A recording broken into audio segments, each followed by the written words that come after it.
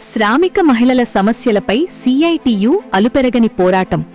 ప్రజలకు నిరంతరం అమూల్యమైన సేవలు అందించేది శ్రామిక మహిళలు మాత్రమే.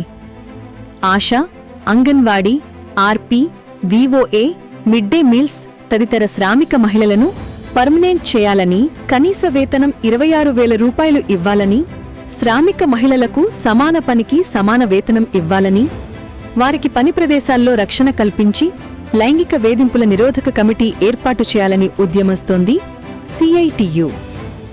ఇప్పటికే శ్రామిక మహిళల హక్కులకై దేశవ్యాప్తంగా అనేక పోరాటాలు చేసి విజయం సాధించింది సిఐటియు.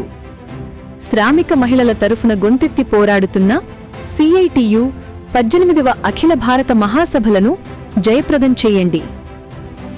విశాఖలో జనవరి 4న జరిగే మహాకార్మిక ప్రదర్శన, బహిరంగ సభకు వేలాదిగా తరలిరండి.